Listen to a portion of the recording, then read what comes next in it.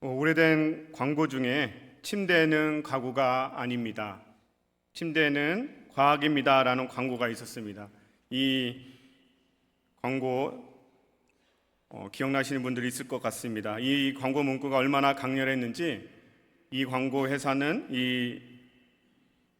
매출이 30% 이상 증가했고 시장 점유율도 크게 증가하고 회사 이미지도 크게 올랐다고 합니다. 30년이 지난 지금까지도 사람들 머릿속에는 이 광고 문구가 떠오르고, 그래서 얼마 전에 30주년을 맞이해서 이 문구를 활용한 광고가 다시 선보였습니다. 그래서 침대와 뗄래야 뗄 수 없는 관계에 있는 한 제품도 동일한 광고 문구를 사용합니다.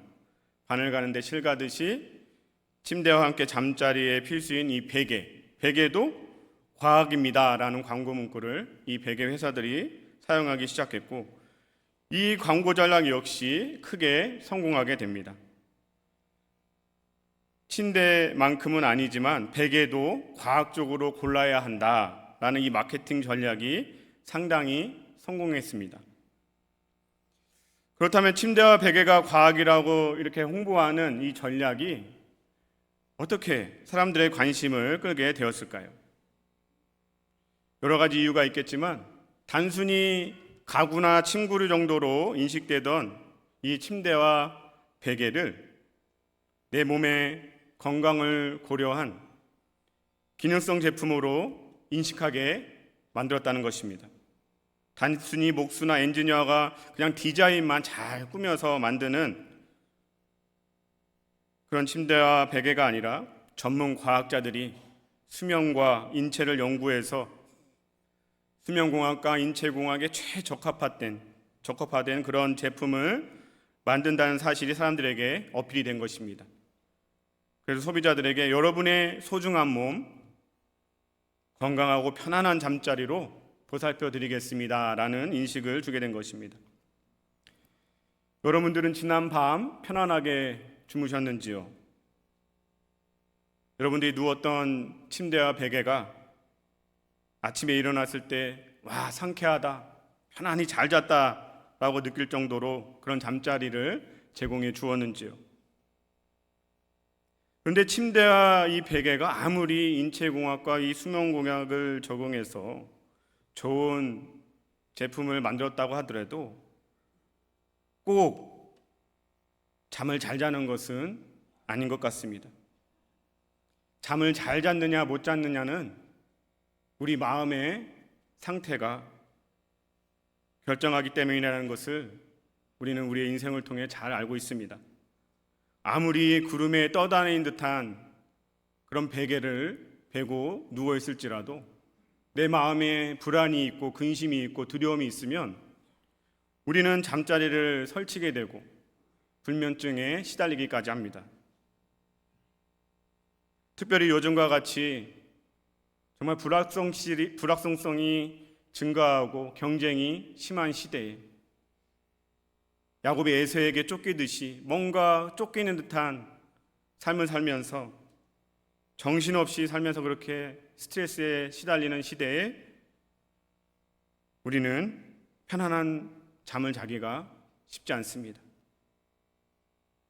오늘 말씀에서 우리는 그렇게 자신의 인생의 정말 최대의 위기와 고난으로 그 한가운데서 온갖 불안과 두려움이 마음을 짓누르는 가운데 낯선 곳에서 하룻밤을 청하는 한 사람을 보게 됩니다. 바로 야곱입니다. 오늘 말씀은 우리가 잘 아는 대로 이삭의 쌍둥이 아들 중에 둘째 야곱이 형 에서가 받아야 할 장자의 축복권, 그 축복권을 가로채고 도망가는 이야기입니다. 야곱은 그의 이름이 속이는 자라는 뜻같이 아버지와 형 에서를 속이고 에서가 받아야 할 장자권을, 그 장자의 축복을 뺏었습니다. 안 그래도 팥죽 한 그릇에 자기의 장자권을 빼앗은 야곱이 얄밉기만 했는데 형 에서는 이 일로 인해 동생 야곱을 향해 분노를 품게 됩니다. 그래서 창세기 27장 41절에서 심중에 이르기를 아버지가 곡할 때가 가까웠은즉 내가 내 아우 야곱을 죽이리라, 이렇게 말합니다. 형 에서의 이 분노에 찬 말을 어머니 르브가가 듣고 이제 리브가는 야곱을 자기 오빠가 있는 하란으로 피신시키는 것입니다. 야곱은 하루아침에 도망자 신사가 되어서 이제 피난처를 향해 방랑의 길을 떠나게 됩니다. 그리고 평생 처음 사랑하는 가족을 떠나 혼자 객지에서 맞이하는 이 한날 밤에 야곱은 한 돌을 가져다가 베개로 삼아 누웠습니다. 저는 오늘 이 야곱의 인생 스토리를 통해서 자기에게 찾아온 그 인생 최대의 위기와 고난의 순간에 하룻밤에 베고 잤던 이 돌베개가 바로 우리 인생들이 감내해야 하는 고난의 돌베개라는 것, 그리고 야곱이 그 고난을 외면하지 않고 하나님의 도우심을 구하듯이 그것을 품고 잤을 때 그 돌베개가 하나님을 만나는 은혜의 기념비가 되고, 더하여서 하나님이 영이 거하는 하나님의 집, 성전이 되는 축복을 누리게 됨을 함께 나누고 싶습니다. 첫째로 야곱이 베고 잔 이 돌베개는 죄로 인해 한숨과 고난으로 가득 찬 우리의 인생을 보여줍니다. 오늘 본문 말씀 10절에서 12절에서 보듯이 야곱은 이제 하란으로 가는 그 한 곳에 이르러 해가 지니까 유숙하려고 한 돌을 가져다가 베개로 삼아서 잠을 청했습니다. 오늘 시대에 이 본문의 야곱처럼 들판이나 야산에서 잠을 청하기 쉽지 않을 것입니다. 그런 경험하기가 쉽지 않습니다. 하지만 저를 포함해서 한국에서 어린 시절을 보낸 분들이라면 한 번쯤은 이런 경험을 해보았을 것입니다. 산과 들판에서 일을 하다가 잠시 쉬고자 그 밭 한 가장자리에서 누워서 잠을 청할 수도 있었고, 우리가 소풍을 가서 그 들판에서 그냥 잔디밭에서 누워 있을 수도 있고, 등산을 가서 쉬기 위해서 산 가운데에서 잠시 눈을 붙이는 경험이 한 번쯤은 있을 것 같습니다. 저도 부모님을 도와서 농사일을 하면서 부모님이 이제 점심을 드시고 그 싸간 점심을 먹고 밭에서 한 자리에서 잠시 누워서 잠을 청할 때 저도 그 옆에서 누웠던 경험이 기억이 납니다. 정말 편안함이라는 찾아볼 수가 없을 정도로 정말 돌들이 온 등을 다 베기게 하고 딱딱한 그 바닥에 누워있는 거 쉽지 않습니다. 그래서 보통은 머리라도 좀 편하게 입고자 가지고 간 옷가지나 보따리나 가방을 베고 이렇게 머리를 받칩니다. 그런데 야곱은 그런 거 하나도 없이 돌을 베개 삼아 누웠습니다. 야곱에게는 지금 머리를 받칠 여벌의 한 옷도, 소지품을 넣은 가방도, 보따리도 하나도 없는 정말 빈 털털이 신세로 도망을 가고 있는 것입니다. 또 외진 곳에서 혼자 잠을 청하는 이 시대에, 불도 없는 이 시대에 얼마나 불안했을까요? 가족과 지내던 브에세바는 평지였습니다. 평지. 근데 잠을 청하고 있는 이 베델은 산악지대입니다. 온통 산뿐인 깊은 산속입니다. 그리고 형 에서에게 쫓기고 있었습니다. 형 에서는 성경에서 아주 능숙한 사냥꾼으로 묘사합니다. 그러니까 에서는 단순히 그냥 도망가는 게 아니라 사냥감으로 쫓기고 있는 것입니다. 산적대가 언제든지 자기 목숨을 노리고 들이닥칠 수도 있고, 들짐승이 언제든지 물어뜯고자 달려들 수 있습니다. 저도 얼마 전에 조금이나마 이런 경험을 한 적이 있습니다. 5월 말쯤에 아내가 이제 웨스트민스터 신학교를 졸업하면서 한국에서 장인어른께서 축하해주러 일주일간 방문을 했습니다. 오랜만에 오셨는데 집에만 있기만 뭐해서 아내가 1박 2일이라도 어디 다녀오자고 해서 여기서 한 4시간 반 정도 떨어져 있는 그 시라큐스에서 서쪽으로 좀 가는 와킨스 글렌 스테이크 파크라고 1박 2일로 거기를 다녀왔습니다. 주일 예배 마치고 이제 오후 4시가 넘어서 출발을 했습니다. 도착하니까 한 9시 돼서 이제 거의 뭐 깜깜한 상태였습니다. 근데 아내가 이제 공원 근처는 숙박비가 비싸니까 좀 아껴보려고 한 30-40분 떨어져 있는 외딴 곳에다가 에어비앤비를 잡은 겁니다. 그래서 그게 이제 구글 맵을 따라 쭉 가는데 점점 사람들이 있는 이런 도시하고 멀어지는 거예요. 집이 띄엄띄엄 한동안 가야지 나오고, 또 집들이 정말 한국의 70-80년대처럼 미국에 과연 이런 집이 있을까 할 정도로 정말 낡고 허름한 집들인 거예요. 돼지가 막 있는데 이렇게 무리로 키우는 게 아니라, 무리에 가둬서 이렇게 키우는 게 아니라 돼지가 이 젖소처럼 방목을 하더라고요. 여기저기 막 돼지가 돌아다니는 거예요. 정말 여기서 어떻게 하룻밤을 지낼까 이러다가 정말 무슨 누군가가 자는 집에 들어오더라도 아무 무방비로 당하겠구나, 불안함이 막 엄습해 오는 거예요. 그래서 그 비가 내리는 그날 밤에 빗소리 들으면서 거의 잠을 못 잤습니다. 근데 옆에 자고 있던 아내는 너무 잘 자는 거예요. 주께서 사랑하는 자에게 잠을 주신다고 했는데 얼마나 사랑하는지 정말 너무 잘 자는 거예요.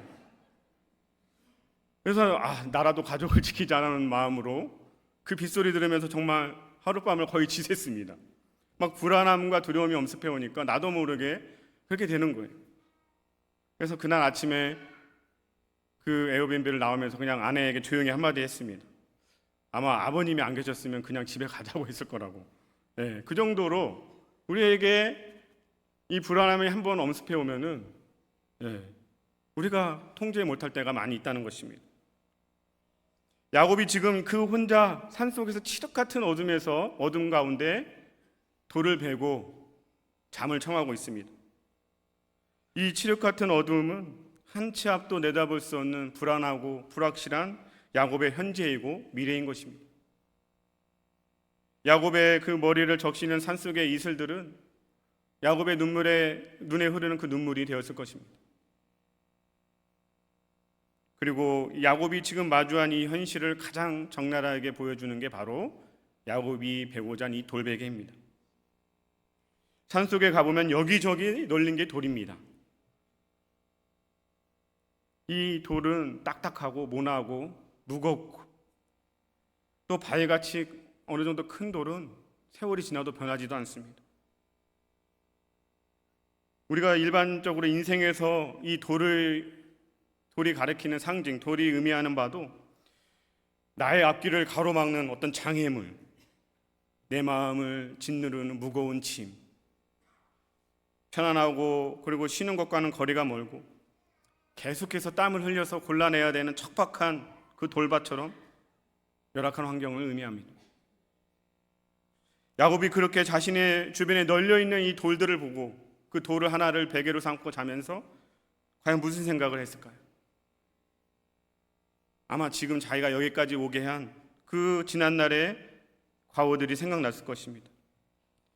야곱은 정말 성경에 나오는 여러 인물들 중에 타의 추종을 불허할 정도로 자기가 가지고 싶은 것은 어떻게든 쟁취해야 되는, 그래야 직성이 풀리는 야망이 넘치고 투쟁적인 인물이었습니다. 그래서 형 에서와 아버지를 속이는 것도 서슴지 않았고 사랑하는 여인 라헬을 얻기 위해서 7년을 하루같이 일을 합니다. 야곱의 이 인생을 볼 때 우리의 인생을 보게 됩니다. 우리의 인생이 바로 야곱의 인생이기 때문입니다. 야곱처럼 우리도 예수님을 구주로 믿고 고백하지만 하나님의 약속의 말씀을 믿고 신뢰하기보다는 여전히 우리의 죄성 가운데서 내 뜻과 내 원함을 이루려는 삶을 그렇게 죄 가운데 살아가기가 쉽기 때문입니다.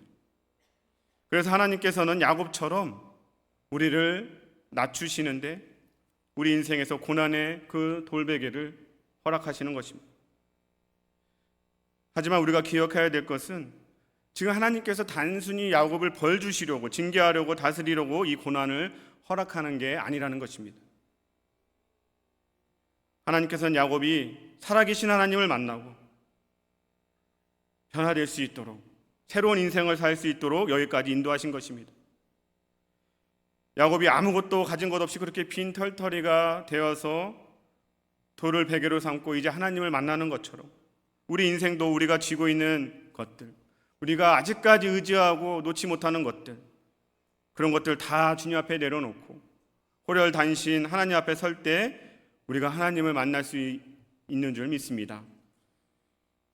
야곱은 자신의 인생에 찾아온 이 첫 시련, 그 고난의 돌을 외면하지 않고 그렇게 그 주님의 도우심을 바라보듯이 그 돌을 품고 베개로 삼아 잤습니다.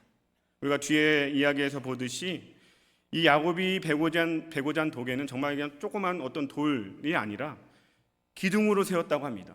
둥글고, 마치 우리가 옛날에 우리 선조들이 여름에 더울 때 죽부인이라는 그 긴 베개를 대나무 만드는 그 죽부인을 베고 잔 것처럼, 품고 잔 것처럼 야곱도 그 기다란 한 1m 정도 되는 그 돌기둥을 품고 베고 그렇게 잠든 것입니다.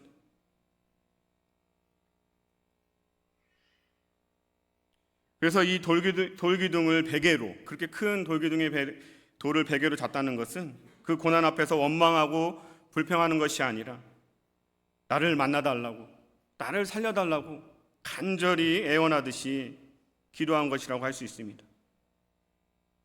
요즘 우리가 살아가는 이 시대는 인생의 고난을 너무 쉽게 외면하고 또 잊어버리게 만드는 시대입니다. 사람들은 인생의 쓴맛을 싫어하고 달콤한 것만을 좋아하는 그런 시대입니다. 우리가 손가락 하나로 핸드폰 열고 인터넷 유튜브 한번 보면 그냥 먹을거리와 눈여볼거리, 들을거리로 넘쳐납니다. 그냥 힘든 거 그냥 보고 잊어라, 털어내라, 그렇게 최적화된 시대입니다. 하지만 하나님께서 우리를 연단하시는 그 고난을 외면하지 않고 야곱이 돌을 베개 삼아 품은 것처럼 그 고난 앞에 겸손히 엎드리고 하나님의 은혜와 사랑을 간구하는 저와 여러분이 되시기를 예수님의 이름으로 소망합니다. 그래야 할 때 고난당함이 내게 유익이라 내가 주의 율례를 배웠나이다 라고 고백하는 다윗처럼 하나님께서 우리에게 찾아오시고 만나주시고 축복의 말씀, 언약의 말씀으로 우리를 새롭게 하실 줄 믿습니다. 둘째로 야곱이 자신의 인생에 찾아온 이 고난을 품고 하나님의 도우심을 바랄 때 그 고난의 돌베개는 이제 은혜의 기념비가 됩니다.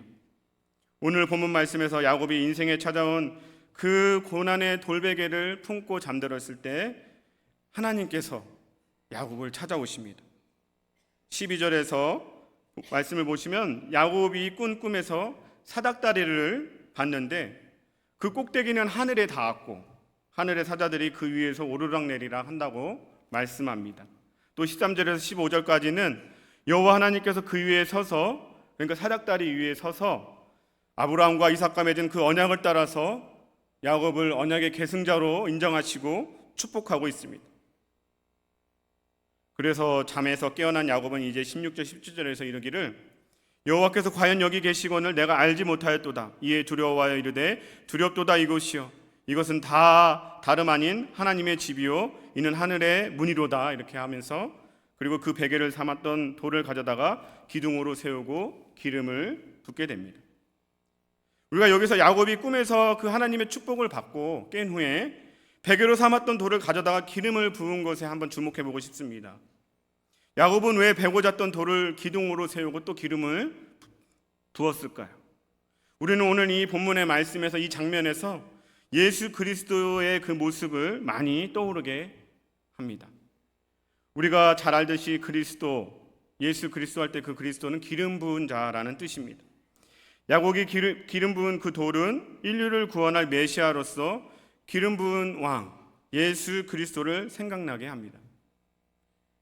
사실 야곱이 꿈에서 본 사닥다리도 예수 그리스도입니다. 예수님께서 요한복음 1장 51절에서 말씀하시길 하늘이 열리고 하나님의 사자들이 인자 위에 오르락내리락 하는 것을 보리라 라고 말씀합니다. 예수님은 인자, 그러니까 자신 위에 천사들이 오르락내리락 한다고 했는데, 여기 오늘 본문에서는 사닥다리 위에 천사들이 오르락내리락 합니다. 그러니까 이 사닥다리는 하늘과 땅을 연결해서 하나님과 인간 사이에 죄로 막혔던 그 담을 중보하시며 다시 화해케 하시는 그 중보자 예수 그리스도를 예표하는 것입니다. 또 성경에서 돌은 예수님을 상징하는 표현들이 많이 있습니다. 우리가 다 알듯이 이스라엘 백성들이 이제 광야에 행진을 할 때 물이 없자 물을 달라고 하니까 모세가 반석에서 물을 나게 해서 마시게 합니다. 고린도전서 10장 4절은 다 같은 신령한 음료를 마셨으니 이는 그들을 따르는 신령한 반석으로부터 마셨음에 그 반석은 곧 그리스도시라 라고 말씀합니다. 또 성경시대에 집을 지을 때에는 땅을 파고 커다란 주춧돌, 기초돌을 놓고 그 위에 집을 지었습니다. 그래서 집이 얼마나 안전하냐 불안전하냐는 우리 그 반석 위에 지은 집 비유에서 말씀하신 예수님께서 그 주춧돌이, 기초돌이 얼마나 단단하게 잘 박혀 있느냐에 따라서 그 집의 안전함이 좌우되는 것입니다. 에베소서 2장 20절은 예수님께서 친히 모퉁이돌이 되셨다고 말씀하고 있습니다. 이사야서 28장 16절 말씀을 또 보시면, 그러므로 주 여호와께서 이같이 이르시되 보라 내가 한 돌을 시온에 두어 기초를 삼았으니 곧 시험한 돌이요 귀하고 견고한 기초돌이라 그것을 믿는 이는 다급하게 되지 아니하리로다 라고 말씀합니다. 그러니까 시온, 예루살렘이죠. 예루살렘에 한 돌을 두었는데 그 돌은 바로 메시아 예수 그리스도를 의미합니다. 예수 그리스도가 그를 믿는 자들에게는 영원한 정말 견고한 기초돌이 되어주시지만, 예수님을 믿지 않는 자들, 그리고 예수님을 믿지만 불순종하는 자들에게는 시험하는 돌, 걸려 넘어지게 하는 그 고난의 돌이 된다는 것입니다. 야곱의 인생에서도 지금 고난의 돌이 찾아왔고, 그냥 그 돌을 길가에 가다가 돌을 그냥 걷어차듯이 화풀이 하듯이 그랬다면 자신을 이렇게 만든 사람들과 하나님을 원망하는 것이고 하나님을 만날 수가 없었을 것입니다. 하지만 야곱은 자신의 그 인생에 찾아온 그 고난의 돌을 외면하지 않았고, 이것이 내 인생의 주춧돌이 될 수 있는 기회로, 예수님을 만날 수 있는 기회로 그렇게 절박함으로 기도하는 마음으로 품고 잤을 때 하나님의 그 말씀과 은혜의 축복의 말씀들을 받은 것입니다. 그래서 야곱이 처한 이 고난의 인생의 위기에 상징하는 이 고난의 돌베개가 하나님을 만나는 은혜의 기념비가 되는 것입니다. 한국 최초의 온라인 교육 그 플랫폼 메가스터디, 인터넷으로 인강을 듣는 것입니다. 강의를. 그 메가스터디를 창업한 손주은 회장의 이야기를 들어보셨는지요? 이 손주은 회장은 현대 한국 교육계의 신화 같은 인물입니다. 그는 한국 공교육이 반세기가 넘도록 하지 못한 입시 교육의 평준화를 이룬 인물입니다. 고액 과외와 학원 등으로 돈 있는 사람만 결국에 좋은 대학 가는 이 문제를 손주은 회장이 메가스터디를 세움으로써 완전히 바꿔버린 것입니다. 그는 초등학교 때부터 공부에는 타의 추종을 불허할 정도로 너무 명석해서 초등학교 1학년에 입학해서 바로 얼마 안 돼서 3학년으로 올반했다고 합니다. 그런데 그는 외할아버지가 일제시대 때 신사참배를 거부해서 투옥이 될 정도로 투철한 신앙을 가진 집안에서 하나님의 말씀으로 배우면서 그렇게 자랐다고 합니다. 그래서 그의 삶을 지탱하는 그 마음 한가운데 핵심에는 하나님을 믿는 믿음, 말씀을 믿는 믿음, 그래서 하나님 말씀 앞에 부끄럽지 않게 살겠다는 그 높은 윤리의식과 도덕성이 그의 인생을 늘 이끌었다고 합니다. 그래도 어느 날 대치동 학원가에서 일타 강사로 하루에 4억을 벌 정도 일타 강사로 이름을 날리고 있는데 한 모녀가 그를 찾아옵니다. 그러면서 이제 선생님 지금까지 너무 좋은 강의 잘 들었는데 더 이상 강의를 못 듣게 되어서 마지막으로 찾아왔다고 그렇게 찾아온 겁니다. 왜 이제 못 듣냐고 물어봤더니 어떻게든 딸아이를 선생님 그 손사탐 명강의를 듣게 하려고 여기 대치동으로 있는 돈 없는 돈 다 끌어모아서 이사를 왔는데 하룻밤 사이에 자고 나니까 그렇게 짧은 시간 안에 3억이 올랐다는 겁니다. 그러니까 더 이상 여기 있지 못하고 이사를 가야 된다는 거예요. 그 말을 듣는 순간 이 손준 회장이 충격을 받은 거예요. 와, 나의 강의가 또 다른 사회악이 돼버렸구나. 그래서 자기가 가질 수 있었던 그 부귀영화를 다 내려놓고 이제는 내 강의를 돈 없어도 전국의 모든 학생이 듣게 만들겠다. 그렇게 시작한 게 바로 이 메가 스터디입니다. 그런데 중요한 건 이 모든 일의 시작에는 그가 감내해야 했던 엄청난 고난의 순간이 있었다는 것입니다. 그는 자신이 대한민국 최고의 인타 강사가 된 계기를 이렇게 회고하며 말합니다. 1991년 잊지 못할 고난이 제게 찾아왔습니다. 아내와 아들과 딸이 교회에서 예배를 마치고 택시를 타고 집으로 돌아가던 중 큰 사고가 나서 아들은 일주일 만에 사망했고 아내와 딸은 중상으로 치료받던 중 딸아이는 9달 만에 하나님의 품으로 안겼습니다. 제 나이 31살에 찾아온 이 일은 저는 감당할 수가 없었습니다. 누구라도 폐인 모드로 갈 수밖에 없는 현실이었습니다. 딸아이의 장례를 새벽에 마치고 그렇게 이제 어떻게 해야 하나 하며 잠깐 잠이 들었습니다. 그리고 잠에서 깨서 드는 첫 생각이 강의를 해야겠다. 이러게 그냥 있다가는 나도 죽고 아무것도 안 되겠다 해서 강의를 시작했다고 합니다. 그래서 하루에 22시간을 강의를 한 적도 있고 일주일에 60시간을 강의를 하면서 자기에게 찾아온 그 고난을 하나님께서 자기에게 주신 은사, 가르치는 이 티칭의 은사로 모든 걸 다 쏟아부은 겁니다. 그렇게 6년을 아무 생각하고 안 하고 강의만 했더니 어느 순간 자기가 대한민국 최고의 강사가 되어 있었다는 거예요. 그리고 그 1997년에 모녀가 자기를 찾아온 일을 계기로 이렇게 내 뱃만 불리는 삶에 무슨 목적이 있겠는가. 지금까지 번 돈으로 이 사교육 열풍의 대한민국의 공교육을 다시 한번 신뢰하도록 한번 교육 평준화를 이뤄보자 하고 시작한 게 바로 메가 스터디라는 것입니다.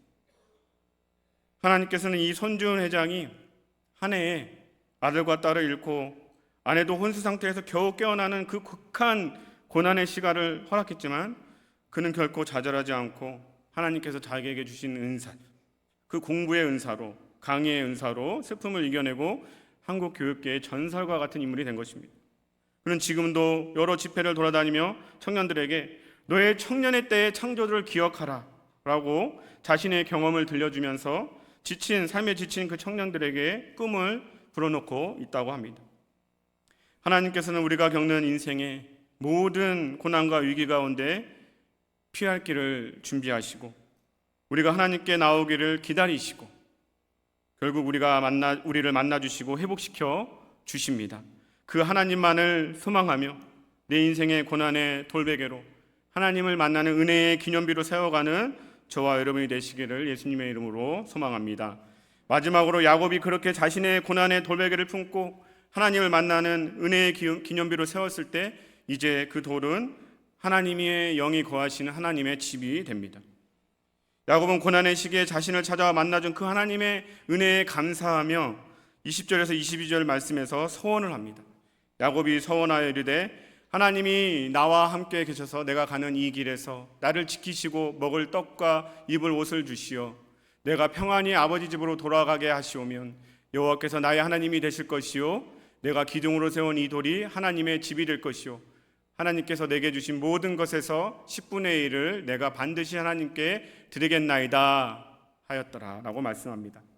야곱의 이 서원은 야곱이 이제 앞으로는 하나님만 믿고 의지하며 살겠다고 그렇게 결단하고 다짐하는 것입니다. 그래서 이제 이 야곱의 인생은 이 돌기둥 위에 주춧돌 대신 예수 그리스도 위에 다시 세워지는 것입니다.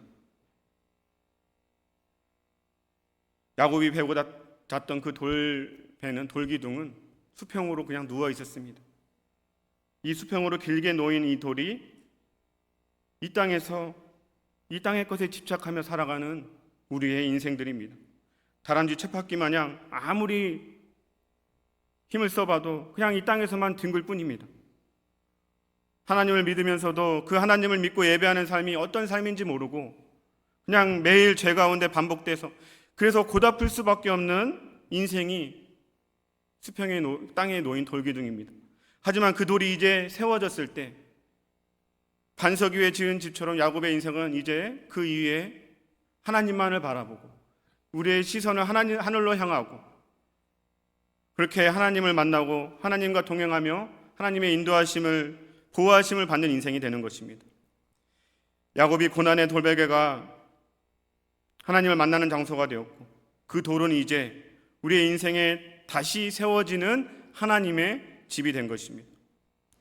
우리가 다 알듯이 이 신약 시대에는 하나님이 거하시는 하나님의 전이 하나님의 영이 거하시는 성전이 우리입니다. 우리가 그렇게 하나님의 집으로 성전으로 지어져 가는 것입니다. 이제 우리가 하나님의 성전이 되었기에 우리는 늘 하나님과 동행하며 하나님의 뜻을 따라 거룩한 삶을 살아가야 되는 것입니다. 우리 안에 계신 하나님과 교제하며 그분의 말씀을 읽고 묵상하고 기도하며 그 말씀과 동행하는 게 우리 인생의 가장 큰 축복인 것입니다. 베드로전서 2장 4절에서 5절 말씀 한번 보겠습니다.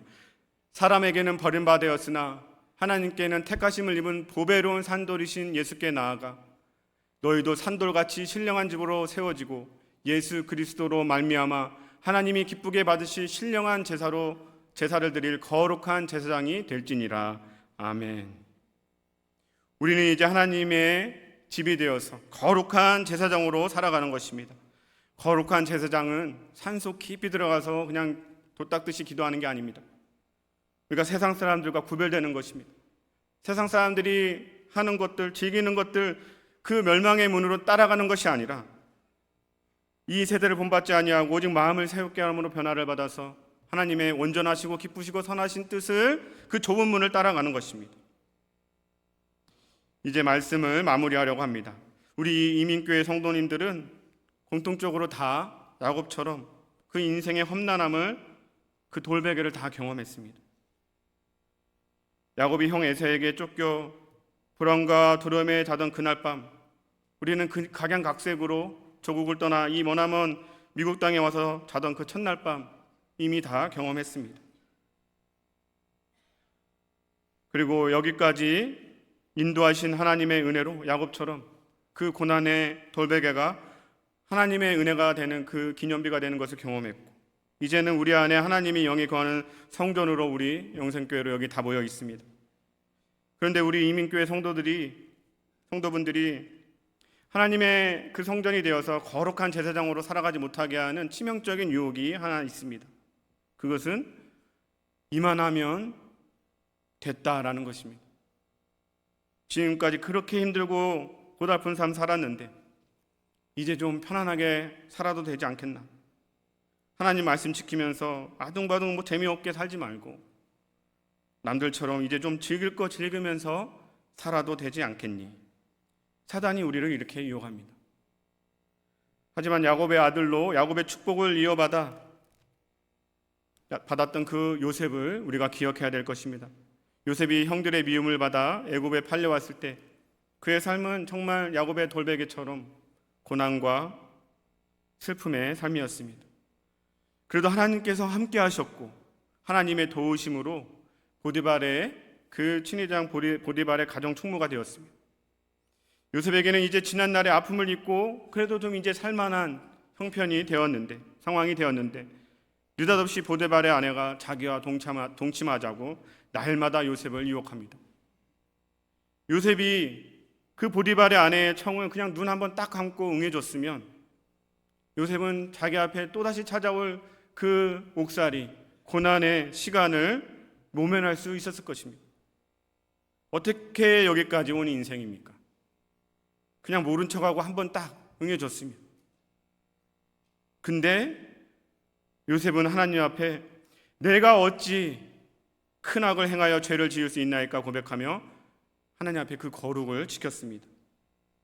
사랑하는 성도 여러분, 우리 삶의 가장 큰 축복은 우리가 하나님의 집이 되어서 하나님께서 우리와 함께 하시며 우리 영에 거하시며 우리 안에 거하시며 늘 동행하시며 지키고 보호하시는 은총일 줄 믿습니다. 우리가 앞으로 인생을 살아갈 때에도 여러 모양의 그 고난의 돌베개를 베게 될지라도 그 고난을 외면하라는 이 세상의 유혹들을 거부하시고 하나님만을 바라보며 거룩한 산돌 되신 예수님 안에서 그 하나님의 임재와 은혜에 충만한 그 성전으로 지어가는 우리 모두가 되시기를 예수님의 이름으로 축복드립니다. 우리 함께